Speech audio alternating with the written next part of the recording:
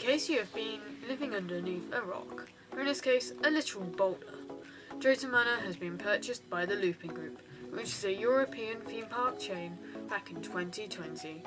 Before then, Drayton Manor had been on the way down for a while.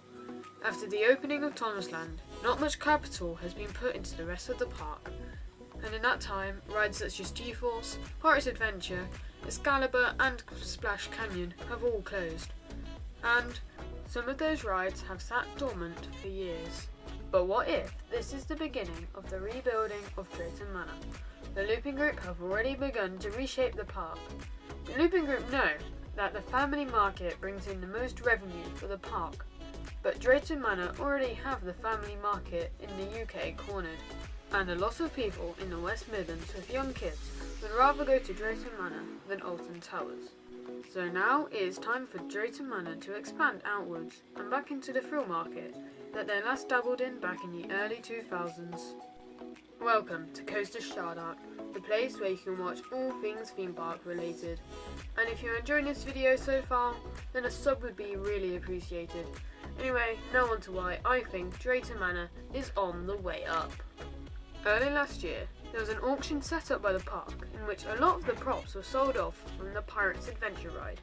This means there is no intention for the park to reopen it again, or at least have it themed to pirates. Perhaps they could use the same ride system and theme it to Thomas the Tank Engine. The reason why I mentioned a possible redo of Pirates Adventure is due to the extensive work that has been done this off-season on Splash Canyon and Shockwave. The entire area looked quite shabby before, but after a fresh lick of paint, I definitely think it looks a lot better. I'm quite excited to know what the retheme will be to. For a while, the long-time future of Shockwave was up in the air, but with the revamp of the area, it will be a lot more solidified in the long-time future of Drayton Manor.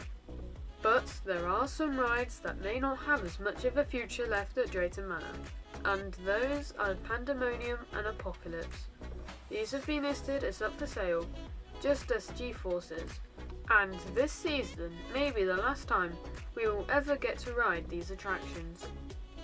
The ride that people are talking about replacing these two is an SNS 4D free spin. This would be a perfect fit for the park, and it would definitely bring in the guests. So what is a clone? It's a shame to hear the news of these two rides being sold on, but they are probably quite expensive to maintain, and are usually quite quiet even on peak days. Let's ignore the 64 riders per cycle on Pandemonium though. Another possible attraction coming to Drayton Manor is a large wave swinger, going into the old plot where G-Force used to be. I wouldn't see that as the best possible addition, as there already is the Flying Dutchman, but G-Force does need something to replace it, as that muddy plot right in the very heart of the park needs something put in place.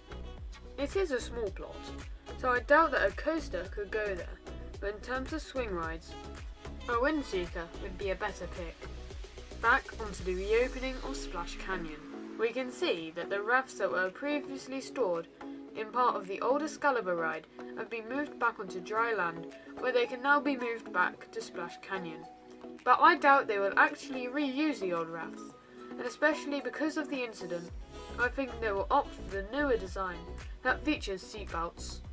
Some trees have been cleared from the general area of Shockwave and Splash Canyon, possibly due to safety reasons. They wouldn't be going through this process if they had no intention of reopening Splash Canyon, would they? More buildings around Splash Canyon have gotten a refresh, so when it reopens, the ride experience will be aesthetically pleasing.